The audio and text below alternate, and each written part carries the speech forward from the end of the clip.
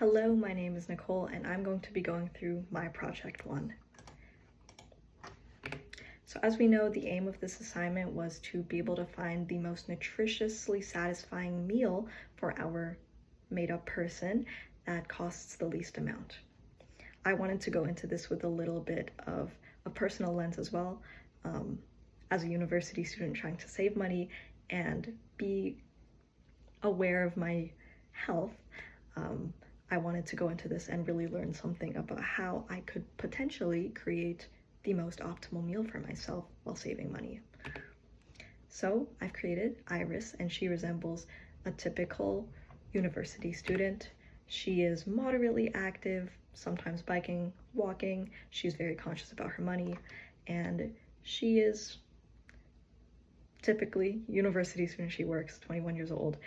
So she's studying, she's working, and she suffers a couple of migraines, but nothing crazy.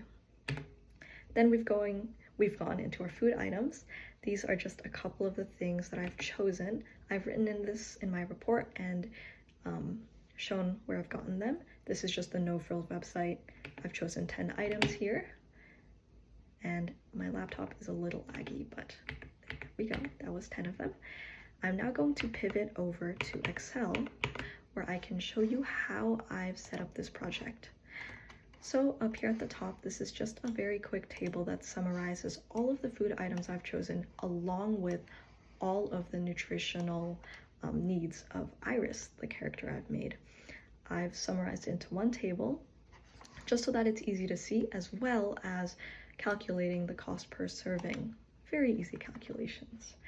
Then I've set up another table here. This is what the solver is going to use, and it mimics a lot of the examples that were previously shown in the earlier weeks of this course.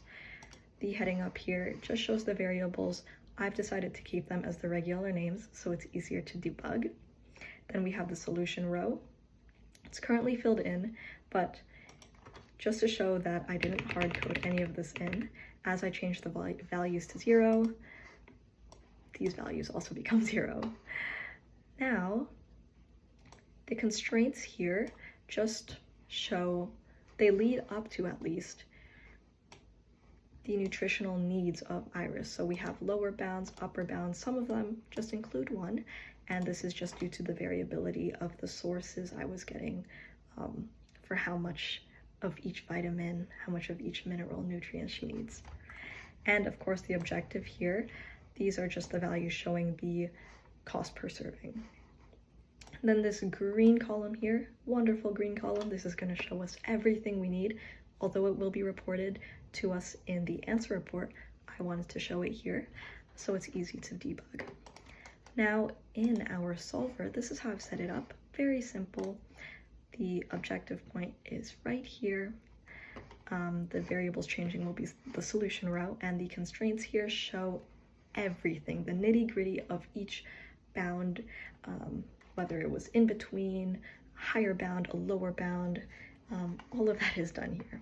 Again, it's set to simplex, and we can hit solve. Hooray, a solution is found, but I don't need to click any of these because I do already have one ready for us. So I'm just going to click OK. We see some values here have popped up. That is incredible, and we want to see that. Now, our answer report. So we're going to be going through this really quickly. Objective cell, this is what told us how much we actually needed to spend for the optimal value, the most nutritious meal. So we have to spend around $1.96, which is incredible in this day and age. For our variable cells, these are the food items.